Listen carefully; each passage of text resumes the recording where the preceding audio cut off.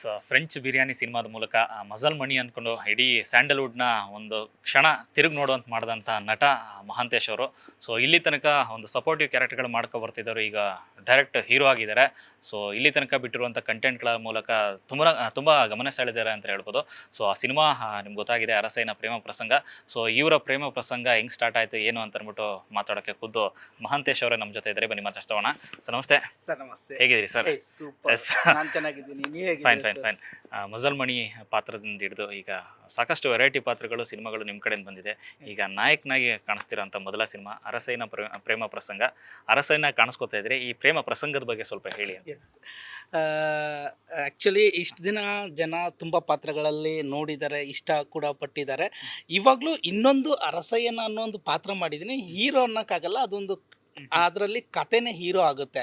ಇಷ್ಟು ದಿನ ಎಲ್ರಿಗೂ ಒಂದು 45 ಮಿನಿಟ್ಸ್ ಎಂಟರ್ಟೈನ್ ಮಾಡಿದ್ರೆ, ಈ ಸಾರಿ ಒಂಚೂರು ಡ್ಯೂರೇಷನ್ ಜಾಸ್ತಿ ಇರ್ಬೋದು, ಬಟ್ ಅದೊಂದು ಪಾತ್ರಕ್ಕೋಸ್ಕರ, ನನಗೆ ಪಾತ್ರ ತುಂಬ ಇಷ್ಟ ಆಗಿದ್ದಕ್ಕೋಸ್ಕರ ಈ ಸಿನಿಮಾ ಒಂದು ಲೀಡ್ ಆಗಿ ಒಪ್ಕೊಂಡೆ. ಇವತ್ತು ಜನ ಟ್ರೈಲರ್ ನೋಡಿ ತುಂಬ ಹರಿಸಿ ಆಶೀರ್ವದಿಸಿದ್ದಾರೆ, ಎಲ್ಲರೂ ಇಷ್ಟಪಟ್ಟಿದ್ದಾರೆ ಕಂಟೆಂಟ್ ಬಗ್ಗೆ. ಅದು ಭಾಳ ಖುಷಿ ವಿಷಯ. ನನಗೆ ಎಕ್ಸ್ಪೆಕ್ಟ್ ಮಾಡಿರಲಿಲ್ಲ, ಯಾಕಂದರೆ ನಾನು ಫಸ್ಟು ಲೀಡ್ ಮಾಡಿದಾಗ ಜನ ಹಿಂಗೆ ತೊಗೊಳ್ತಾರೆ ಅಂತ ಅಂದ್ಕೊಂಡಿರಲಿಲ್ಲ. ಅವ್ರ ಪ್ರೀತಿಗೆ ಯಾವಾಗಲೂ ಚಿರಋಣಿಯಾಗಿ ಇರ್ತೀನಿ. ಸದ್ಯಕ್ಕೆ ನಾನು ವೆಯ್ಟ್ ಮಾಡ್ತಾ ಇದ್ದೀನಿ, ಸಿನಿಮಾ 19ಕ್ಕೆ ಬರ್ತಾ ಇದೆಯಲ್ಲ, ಆ ಒಂದು ಕಾತುರತೆ ಇದೆ. ನಮ್ಮ ಸಿನಿಮಾ, ನನ್ನ ಈ ಅರಸೈನ್ದು ಲವ್ ಸ್ಟೋರಿ ಅಂತ ನೀವು ಕೇಳಿದಾಗ, ನಾನು ಯಾವತ್ತೂ ನನ್ನ ಲೈಫಲ್ಲಿ ಯಾವ ಹುಡುಗಿಗೂ ಲವ್ ಮಾಡಿಲ್ಲ. ಅದು ಒಂಚೂರು ಮುಜುಗರ ಆಯಿತು ಆ ಒಂದು ಸೀಕ್ವೆನ್ಸ್ಗಳೆಲ್ಲ ಬಂದಾಗ. ಆ ಪ್ರಪೋಸ್ ಮಾಡೋ ಮೂಮೆಂಟ್ ಆಗಿರ್ಬೋದು, ಅವ್ರನ್ನ ಈ ಹುಡುಗಿಯರು ಹಿಂಗೆ ಹಿಡ್ಕೊಳ್ತಾರಲ್ಲ, ಆ ಥರದ್ದೆಲ್ಲ ಬರ್ತಾ ಇರಲಿಲ್ಲ. ತುಂಬ ನಮ್ಮ ಡೈರೆಕ್ಟರ್ ಆಗಲಿ, ಆಮೇಲೆ ನನಗೆ ಇನ್ಫ್ಯಾಕ್ಟ್ ಹೀರೋಯಿನ್ನೇ ಹೇಳ್ಕೊಡೋರು, ಮಂತೇಶ್ ಹಿಡ್ಕೊಳ್ಳಿ ಮಂತೇಶ್, ಈ ಥರ ಹಿಂಗೆ ಇಲ್ಲಿ ಕೈ ಹಿಡ್ಕೊಳ್ಳಿ ಮಂತೇಶ್ ಅಂತೆಲ್ಲ ಅವರೇ ಒಂದಿಷ್ಟು ನನಗೆ ಆ ಥರದ್ದು ಸಿಚುವೇಶನ್ ಬಂದಾಗ ಕೈಯೆಲ್ಲ ಶಿವರ್ ಆಗೋದು, ಅಯ್ಯೋ ಏನು ಮಾಡೋದು ಅಂತ. But best experience. ಯಾಕಂದ್ರೆ ನಾನು ಹೀರೋಗಳು ಸಪೋರ್ಟಿಂಗ್ ರೋಲ್ ಮಾಡಿಕೊಂಡು ಎಷ್ಟೋ ಸಿನಿಮಾ ಮಾಡ್ತಿರ್ತೀನಲ್ಲ, ಫಸ್ಟ್ ಟೈಮ್ ಈ ಥರ ಸನ್ನಿವೇಶ ನನಗೆ ಬಂದಾಗ, ಅದಕ್ಕೆ ಹೀರೋಗಳಿಗೆ ಅಷ್ಟು ನಾಚಿಕೆ ಮುಜುಗರ ಆಗುತ್ತೆ ಅನ್ನೋದು ನನಗೆ ಪ್ರಾಕ್ಟಿಕಲ್ ಅರ್ಥ ಆಯಿತು. Actually nice experience. ಇನ್ನು ಈ ಸಿನಿಮಾದ ಚಾನ್ಸ್ ಸಿಕ್ಕಿದೆ ಅಂದರೆ ಸಪೋರ್ಟಿಂಗ್ ಕ್ಯಾರೆಕ್ಟರ್ಗಳು ಮಾಡ್ಕೊಬರ್ತೀರಿ, ಒಬ್ಬ ಡೈರೆಕ್ಟರ್ ಅಥವಾ ಪ್ರೊಡ್ಯೂಸರು ಮಹಾಂತೇಶ್ ನೀವು ಸಿನಿಮಾದ ಹೀರೋ ಆಗಿ ಅಂದ ತಕ್ಷಣ ಆ ಸಂದರ್ಭದಿಲ್ಲ ಅಂದರೆ ಅದನ್ನು ಅಕ್ಸೆಪ್ಟ್ ಮಾಡ್ಕೊಳ್ಳೋದು. ಯಾಕಂದರೆ ಈಗ ಹೆಂಗೋ ಸಪೋರ್ಟಿಂಗ್ ಕ್ಯಾರೆಕ್ಟರ್ಗಳು ಮಾಡ್ಕೊಬರ್ತೀನಿ, ಒನ್ಸ್ ಏನಾದ್ರು ಈ ಹೀರೋ ಆಗಿದ್ದೀನಿ ಅಥವಾ ಲೀಡ್ ಕ್ಯಾರೆಕ್ಟರಲ್ಲಿ ಮಾಡಿದ್ದೀನಿ ಅಂತಂದರೆ ನೆಕ್ಸ್ಟ್ ಬರೋ ಸಿನಿಮಾಗಳ ಮೇಲೂ ಒಂದಷ್ಟು ಪ್ರಭಾವ ಬೀರಬಹುದು. ಸೊ ಅದೆಲ್ಲ ಭಯ ಆಯ್ತಾ, ಹೇಗಿತ್ತದ ಅಂತ ಸಂದರ್ಭ? ಇಲ್ಲ ಸರ್, ಡೈರೆಕ್ಟರ್ ಬಂದು ನನ್ನ ಕ್ಲಾಸ್ಮೇಟೇ, ನನ್ನ ರೂಮ್ಮೇಟ್ ಕೂಡ, ಪ್ರೊಡ್ಯೂಸರ್ ಕೂಡ ನಮ್ಮ ಬ್ಯಾಚ್ ಅವ್ರು. ನಾವೆಲ್ಲ ಒಟ್ಟಿಗೆ ಆ್ಯಕ್ಟಿಂಗ್ ಡಿಪ್ಲೊಮಾ ಕಲ್ತಿದ್ದು, ಅಲ್ಲಿ ನಾವೆಲ್ಲ ಸ್ನೇಹಿತರಾಗಿದ್ದು. ದೀಪು ಡೈರೆಕ್ಟ್ರು ಒಂದು ಸಾರಿ ಒಂದು ಈ ಥರದೊಂದು ಕಾಮಿಡಿ ಜಾನರ್ ವಿಷಯ ಇಟ್ಕೊಂಡು ಸಿನಿಮಾ ಮಾಡೋಣ ಅಂತ ನಾವು ಡಿಸ್ಕಸ್ ಮಾಡಿದ್ವಿ. ಕತೆ ಎಲ್ಲ ರೆಡಿ ಇತ್ತು. ಆ ಟೈಮಲ್ಲಿ ಬೇರೆ ಒಬ್ಬ ನಟರನ್ನ ಇಟ್ಕೊಂಡು ಈ ಸಿನಿಮಾ ಮಾಡೋಣ, ಅದರಲ್ಲಿ ನಾನೊಂದು ಸಪೋರ್ಟಿಂಗ್ ರೋಲ್ ಮಾಡೋಣ ಅನ್ನೋದೇ ಪ್ಲ್ಯಾನ್ ಇದ್ದಿದ್ದು, ಐಡಿಯಾ ಇದ್ದಿದ್ದು. ಒನ್ಸು ಹಿಂಗೆ ನಾನು ಮಲಗಿದ್ದೆ ನಮ್ಮ ಮನೇಲಿ, ಹಿಂಗೆ ಸೋಫಾದಲ್ಲಿ ಮಲ್ಕೊಂಡಿದ್ದೆ.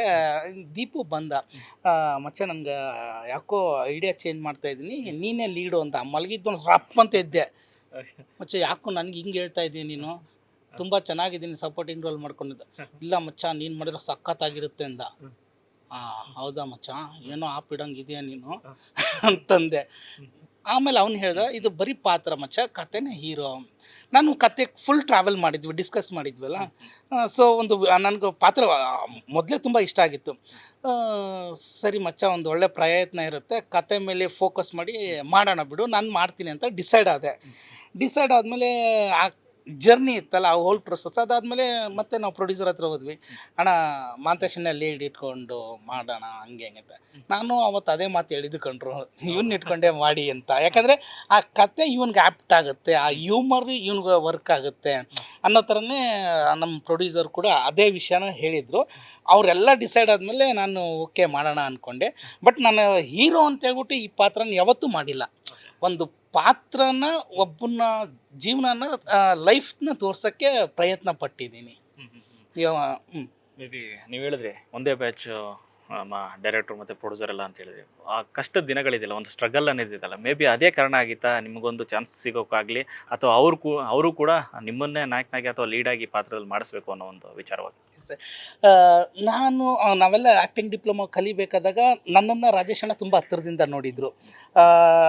ನಾನು ಕಷ್ಟಪಡ್ತಾ ರೀತಿ, ಆಮೇಲೆ ನಾನು ಟೊಯೋಟಾದಲ್ಲಿ ಕೆಲಸ ಬಿಟ್ಟು ಬಂದು ಸೇರ್ಕೊಂಡಿದ್ನಲ್ಲ, ಕಣ್ಮುಂದೆ ಅದನ್ನೆಲ್ಲ ನೋಡೋರು. ಹಿಂಗಾಗಿ ಇನ್ಫ್ಯಾಕ್ಟ್ ನಾನು ಅವ್ರನ್ನ ಗಾಡ್ ಫಾದರ್ ಅಂತಲೇ ಕರಿತೀನಿ.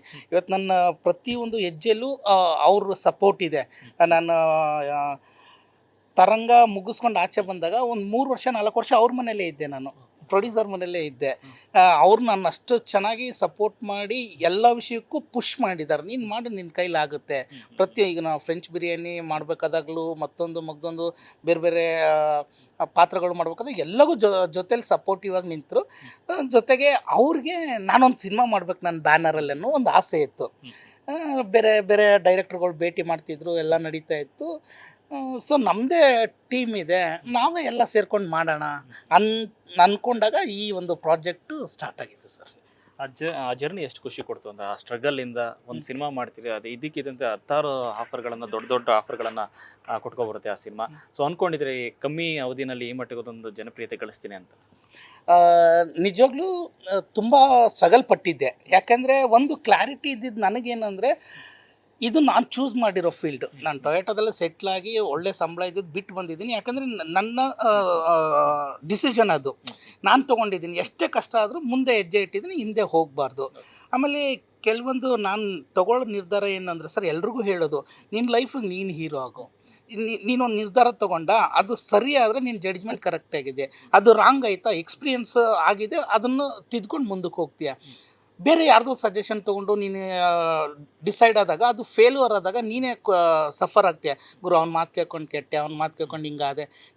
ನಿನ್ನ ನಿರ್ಧಾರ ನೀನೇ ತೊಗೊ, ನಿನ್ನ ಲೈಫಿಗೆ ನೀನೇ ಹೀರೋ ಆಗು. ಆವಾಗ ನಿನ್ನ ಮೇಲೆ ನಿನಗೆ ಬೇರೆ ಕಾನ್ಫಿಡೆನ್ಸ್ ಬರುತ್ತೆ. ಸೊ ಒಂದು ವೇಲ್ ಬದುಕ್ತಾ ಇದ್ದೆ. ಸ್ಟ್ರಗ್ಲಿಂಗ್ ಅಂತೂ ತುಂಬ ಇತ್ತು.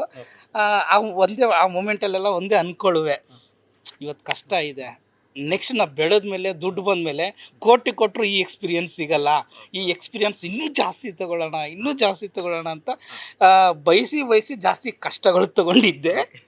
ಸೊ ಅದಕ್ಕೆ ಇವತ್ತು ಆ ಫಸ್ಟ್ ವರ್ಷದ ಪರಿಶ್ರಮಕ್ಕೆ ಇವತ್ತು ಭಗವಂತ ಆಗಿರ್ಬೋದು, ನಮ್ಮ ಕನ್ನಡ ನಾಡಿನ ಜನತೆ ಆಗಿರ್ಬೋದು, ಕೈ ಹಿಡಿದು ಇಲ್ಲಿವರೆಗೂ ಕರ್ಕೊಂಡ್ಬಂದಿದ್ದಾರೆ ಅಂತ ಹೇಳ್ಬೋದು ಸರ್. ಸೂಪರ್. ಇನ್ನು ಪ್ರೇಮ ಪ್ರಸಂಗಕ್ಕೂ ಮೊದಲೇ ಮದುವೆ ಆಗಿತ್ತಾ, ಅಥವಾ ಮದುವೆ ಆದ್ಮೇಲೆ ಪ್ರೇಮ ಪ್ರಸಂಗ ಸ್ಟಾರ್ಟ್ ಆಯ್ತಾ ಅಂತ? ಮದುವೆ ಇದು ಪ್ರಸಂಗ ಅರಸಯ್ಯನ ಪ್ರೇಮ ಪ್ರಸಂಗ ಆದಮೇಲೆ ಮದುವೆ ಆಗಿದ್ದು.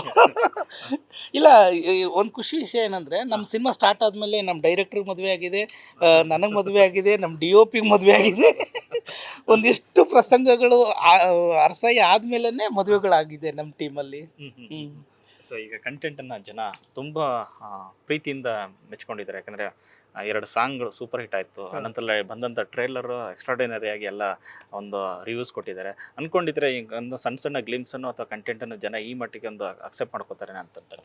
ಇಲ್ಲ ಸರ್, ಒಂದು ವಿಷಯ ಹೇಳಲೇಬೇಕು. ನಮಗೆ ಇತ್ತೀಚಿನ ದಿನಗಳಲ್ಲಿ ಒಂದಿಷ್ಟು ಎಂಟರ್ಟೈನ್ಮೆಂಟ್ ಸಿನಿಮಾಗಳು ತುಂಬ ಎಂಜಾಯ್ ಮಾಡ್ತಾಯಿದ್ದಾರೆ audience. Recently Su from So entire Karnataka ಆಗಲಿ ಬೇರೆ ಸ್ಟೇಟವರಾಗಲಿ ತುಂಬ ಎಂಜಾಯ್ ಮಾಡಿದ್ರು. ಸೊ ನಮ್ಮ ಸಿನಿಮಾ ಇವಾಗ ಥಿಯೇಟ್ರ್ ಬರ್ಬೇಕಾದಾಗ ನಮಗೊಂದು ಏನಂತಾರೆ ಎನರ್ಜಿ ಸಿಕ್ಕಿದ್ದು ಅದರಿಂದನೇ. ಸೊ ಕನ್ನಡ ಜನ ಇವತ್ತು ಎಂಟರ್ಟೈನ್ಮೆಂಟ್ ಸಿನಿಮಾ ಜೊತೆ ಕಂಟೆಂಟ್ ಸಿನಿಮಾಗಳು ಇಷ್ಟಪಡ್ತಿದ್ದಾರೆ, ಲೈಕ್ ಮಾಡ್ತಿದ್ದಾರೆ. ನಾವು ಸಿನಿಮಾ ಮಾಡಬೇಕಾದಾಗಲೂ ಇದೇ ಉದ್ದೇಶ ಇಟ್ಕೊಂಡು ಮಾಡಿದ್ದು. ಕೆಲವು ದಿನಗಳ ಹಿಂದೆ ಸ್ವಲ್ಪ ಡ್ರಾಪ್ ಆಗಿತ್ತು, ಮಾರ್ಕೆಟು ಡೌನ್ ಆಗಿತ್ತು, ಎಲ್ಲ ಸಿನಿಮಾಗಳು ಜನ ಥಿಯೇಟ್ರಿಗೆ ಬರ್ತಾ ಇಲ್ಲ ಅಂತ ದೂಷಿಸಿದ್ರು. ಆಲ್ವೇಸ್ ಜನ ಥಿಯೇಟ್ರಿಗೆ ಬಂದೇ ಬರ್ತಾರೆ, ಒಳ್ಳೆ ಸಿನಿಮಾ ಮಾಡಿದ್ರೆ ಜನ ಬಂದೇ ಬರ್ತಾರೆ ಸರ್, ಅದರಲ್ಲಿ ನೋ ಡೌಟು. ಇವಾಗ ಕಣ್ಮುಂದೆ ಭೀಮಾ ಸಿನಿಮಾ ಆಗಿರ್ಬೋದು, ವಿಜಯ್ ಸರ್ ಎಲ್ಲ ಸಿನಿಮಾಗಳು ನೋಡಿ, ಅವ್ರಿಗೆ ಜನಕ್ಕೆ ಎಂಥ ಸಿನಿಮಾ ಮಾಡಬೇಕು ಅನ್ನೋದು ಗೊತ್ತಿದೆ. ಅವರು ಜನದ ನಾಡಿ ಮಿಡಿತ ತಿಳ್ಕೊಂಡ್ಬಿಟ್ಟು ಅವ್ರು ಸಬ್ಜೆಕ್ಟ್ ಮಾಡಿಕೊಂಡು ಜನನ ಥಿಯೇಟ್ರ್ ಕರೆಸ್ತಾ ಇದ್ದಾರೆ. ಸೊ ವಿಷಯ ಸರ್, ಸಿನಿಮಾ ನೀ ಚೆನ್ನಾಗಿ ಮಾಡಿದ್ರೆ ಆಡಿಯನ್ಸ್ ಯಾವತ್ತೂ ಮೋಸ ಮಾಡಲ್ಲ ಸರ್, ಬಂದು ನೋಡ್ತಾರೆ, ಎಂಜಾಯ್ ಮಾಡೇ ಮಾಡ್ತಾರೆ ಸರ್.